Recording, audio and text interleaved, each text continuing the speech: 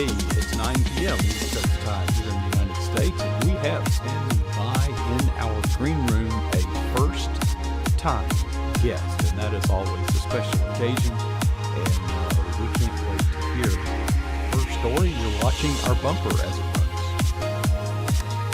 I do that so I can check everything. What the list says, we are recording, we are streaming. I'm looking down at the chat room, and people are waiting, so I'll shut up now. We'll count down to Studio 8, starting now.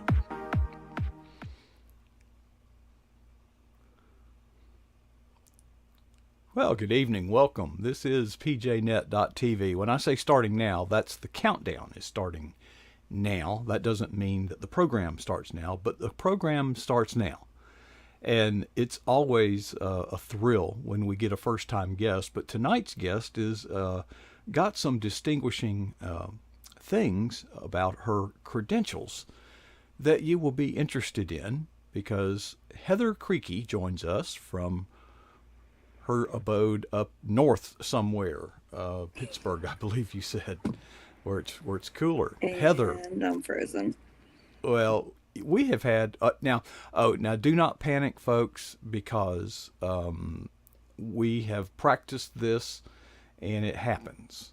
Okay, it will happen again probably, but she knows exactly what to do, and we'll get her signed back in any minute now. Announcement I have. Okay, see, I told you she'd be back. Well, Heather, can I put you on hold? I was going to make an announcement, but you didn't give me time. But Oh, absolutely. no, we want you to have the time.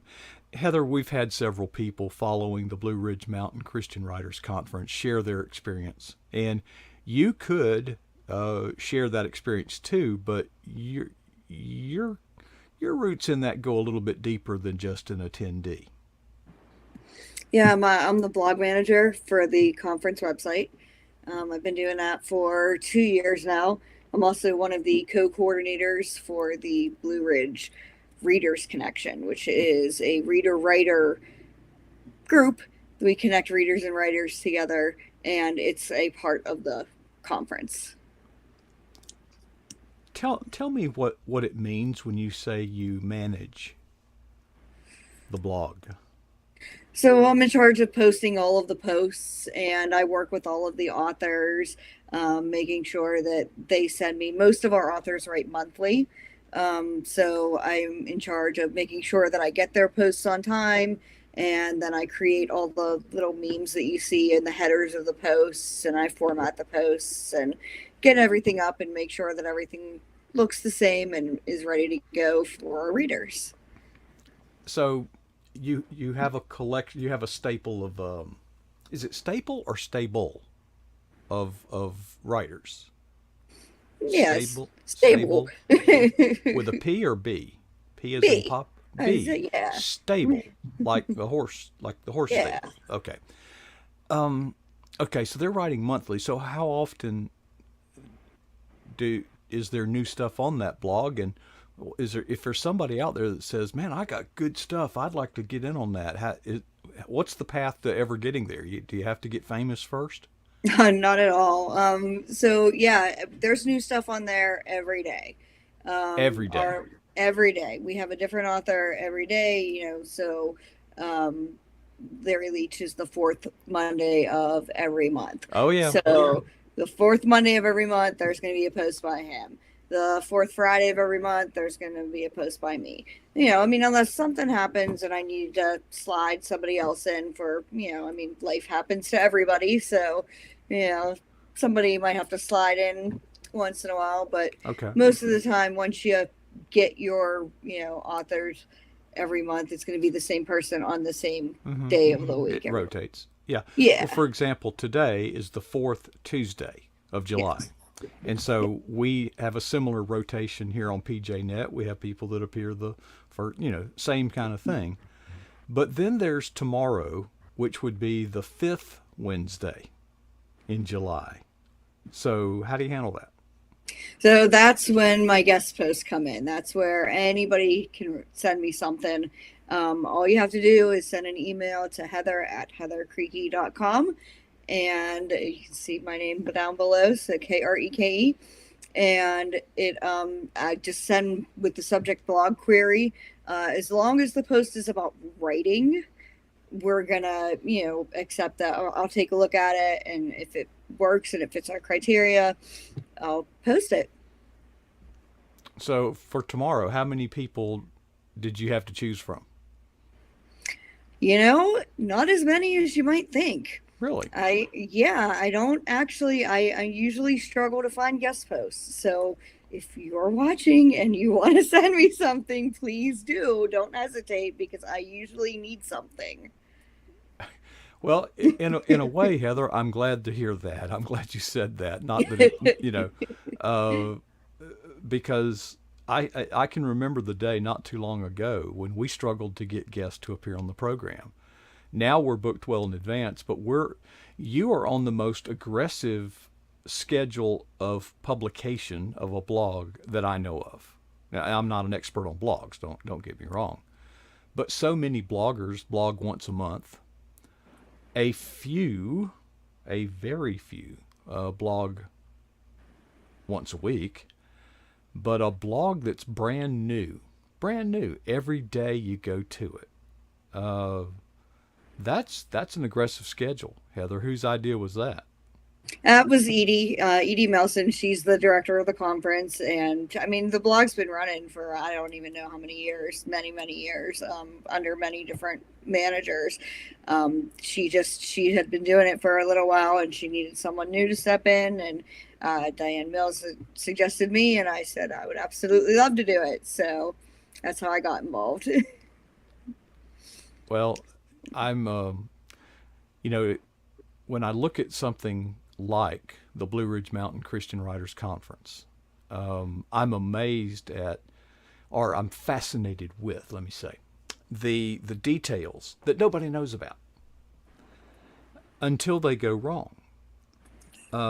When you have an event that spans that period of time, involving that many people, I mean, just the logistics, the finances, the accommodations, the every little detail, the sound system, and those that attend, they take it all in, and literally nobody has a deep appreciation for it or a deep awareness of it until something goes wrong. What's the worst thing that's gone wrong in your tenure?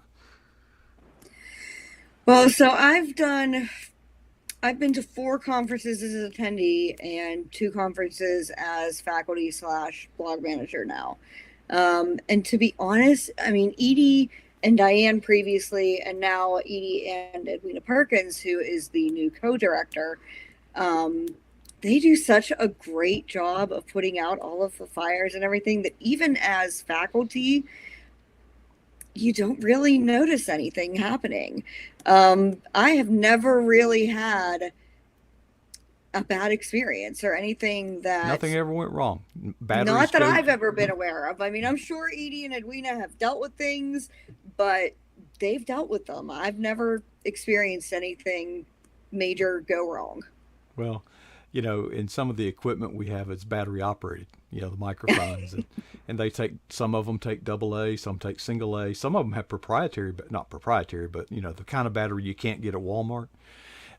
So, I have this store of batteries. I'll take 30 or 40 to a conference, and I don't really know how long the batteries last. You know why? Why is that? I've never had one go dead because I will Wow. use it basically for a set period of time, for Okay. 2 or 3 interviews, and then I will replace those batteries, not knowing how much more battery life is left in them, because the only way to find out your battery dies, is running low, is when it runs low, and that's unacceptable. So I probably toss out some. I could probably sell used batteries, probably work in your mouse for a month or 2. But you said you were at conferences as faculty. You don't look old enough to be teaching. Oh my goodness. What were you teaching? I was teaching on how to guest blog. So how to be one of those contributors that just kind of, isn't necessarily a monthly contributor, but wants to give a post every once in a while. Okay. Well, what do you tell them? So just be professional.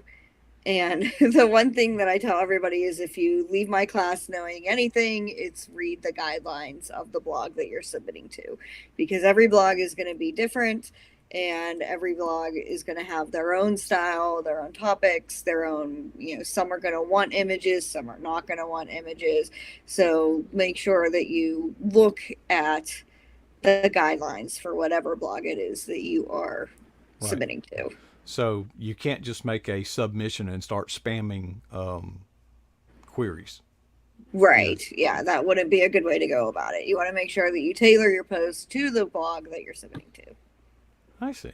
Okay. Now you mentioned that you're in charge of getting the pictures, and do you have to write the meta tag information and all that? Where do you find the pictures? How do you get those? So I use Canva, or PicMonkey, any stock photo site basically. I go there and I kind of take a look at what the blog is about for the day. If it's just about writing, then I'll kind of pick a computery type image or something Mm-hmm. with a pen. If it's more faith based, then I'll go with a more faith based image. And then I just kind of doctor it up in Canva, put the title and the author's name on the picture, and post it up with the post. Having yourself as a guest blogger could be the pathway to bigger and better things. Any stories to tell on that? Um, I haven't really had anybody who's like exploded or anything just solely from guest blogging, but I know that it definitely helps to be able to have that published um, title in your Mm-hmm. resume. It definitely helps to be able to, when you're submitting a proposal, you can say, well, hey, I've guest blogged on this site and this site, and their followers are this and this. So X amount of people have already read my work. Well, it says a lot when you can say that you were a guest blogger, because if you say, oh, I blog, well, how hard is that? Go open up a WordPress account. That takes a few minutes. And all of a sudden you have a byline. That's not as meaningful. Um, it's sort of like, can you sign somebody else's checks? Yeah. Because, I mean, you have to look at how many people are reading your brand new blog versus how many people are reading the blog that you're guest blogging on. Guest blogging is also a good way to get people to come to your own website and, hey, I really like what this author has to say. And look, they have their own blog, so maybe I want to go and read some stuff that they're saying on their own blog in addition to what they're saying here. Is blogging the entry ramp or the on ramp to the publishing industry? Blogging, articles, anthologies. It kind of depends on your audience as well. So I write for young adults, and I know that most teenagers nowadays don't necessarily read blogs as much as, say, my generation used to, um, or even a generation a little older than I am did. So it all depends on your audience and even what your topic is and what you're actually writing about. So many of the people that appear on our program are authors, writers, published authors. We don't get that many bloggers. But the reason I ask is blogging the on ramp for publishing is that you're taking that step. Yeah, I mean, it's definitely helping me get known within the industry and networking. I've made a lot of amazing connections with a lot of amazing people just by emailing them every month and saying, hey, do you have your blog post ready for me? And then we kind of, I mean, Mm-hmm. we obviously talk more than that, which is great because I have people that I can go to if I have questions, and I have people that I can go to if I really needed something from them. But you are publishing a book, or you're I'm writing a working on book. it. You're working. Where are you in that process? Oh, I am in my third round of edits right now. So I've had it content edited twice and copy edited once. So So, what's the difference? So content editing is where we're looking mainly at the overall story. Are there plot holes? Are there characters that don't need to be in there? Are there, does my character grow? That kind of things. Hmm. Copy editing is more, hey, you forgot a comma here. Hey, you need to change this word. Hey, you forgot quotation marks. That kind of stuff. Okay, just grammatical stuff. Mm. Well, that's a whole different world to me. But I will say this, and I don't want to call. Let me see who's in the chat room. Okay, um, I was I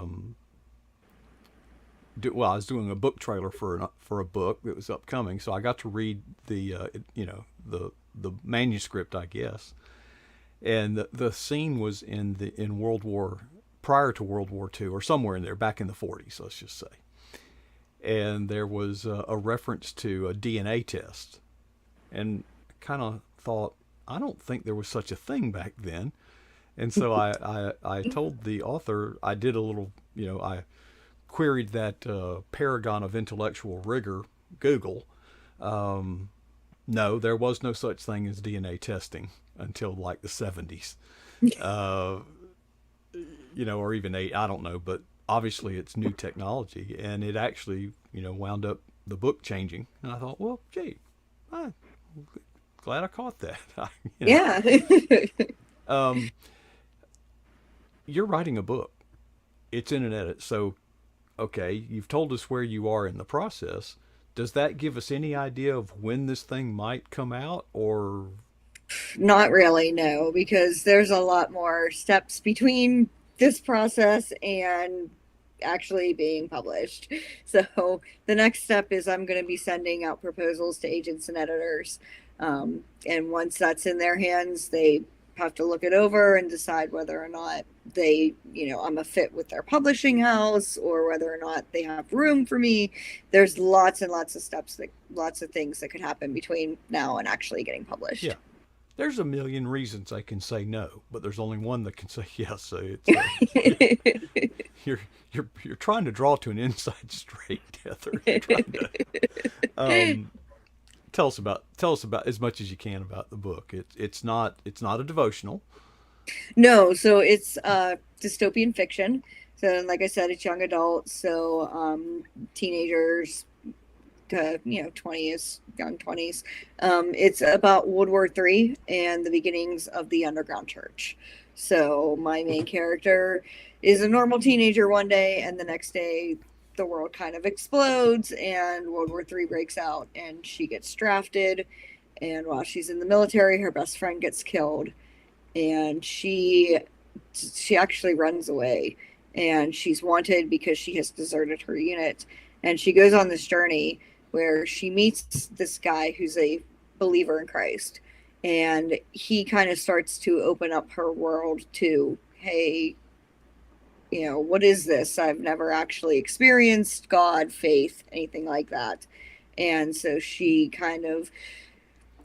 has killed, and she kind of sees herself as unlovable Mm. because of what she's done, and he starts to show her unconditional love and God's unconditional love, and she kind of starts to believe that maybe there's something to this, and maybe if she starts to believe as he believes, maybe she isn't as unlovable as she thought she was. Okay, well that's pretty intriguing, and I really have a deep respect for the way that you created Thank a you, Brad. setting that leads to sharing the gospel. Now, Heather, we somebody somewhere between here and there flipped the switch on the internet, and it happened. But we're about to wind up anyway, so I hope she makes it back in time so we can wrap it up. But it was refreshing and is refreshing that Heather is an example of a Christian fiction writer that is not just writing clean fiction, but instead writing has a biblical based theme. And I'm on. No, we knew it was coming. I've got to put you back in here real quick, and we got to wrap it. Oh gosh! And she went away just as soon as she got here. Isn't that awful? Well, we might spend the last minute of this program just doing this. I don't know. We are pretty much out of time, and we'll see if we can get her back long enough to say goodbye. It's unfortunate, but anyway. Okay, here she comes. She is back, and I'm gonna put her in here, and we got to talk fast, Heather, because we are out of time. But I wanted to at least get you back long enough, and I'm glad we did, to kind of wrap it up and give us the final word and tell us where you're going and what's next. And Heather, listen, we appreciate you sharing, and I appreciate your ministry. I'm a skeptic when it comes to Christian fiction, but you've persuaded me, and we appreciate you sharing tonight. But I just wanted to give you the last word. If there's anybody you want to thank or say hi to Mom or I think my mom and my husband are watching, so hi. But yeah, thank you for having me on the show, and it was great talking to you, Mark. well, sorry that we had to keep flipping the switch on and off, but Yeah, sorry about that. that works. Heather Kreke.com. It's up on the screen. Heather, thanks for sharing your story, and we want to hear more from you as time goes on. Thank you for your ministry at the Blue Ridge Mountain Christian Writers Conference, and you are doing that quite capably, and we hope that blesses many as you continue to work in the kingdom of Christ. Thank you. All right, wonderful. Heather Kreke right here on pjnet.tv. Don't go anywhere. Something is about to happen at the bottom of the hour. And based on my conversation earlier today, our guest will have something that is going to touch many hearts and change many lives. Until then, I've got a little work to do, and I would like to offer a challenge, an assignment, homework for you. And it's in the form of 2 questions. Here we go. Question number 1. What is the boldest thing that you have ever done for Jesus Christ? And question number 2, how long ago was that? And the challenge is to never be satisfied with either answer.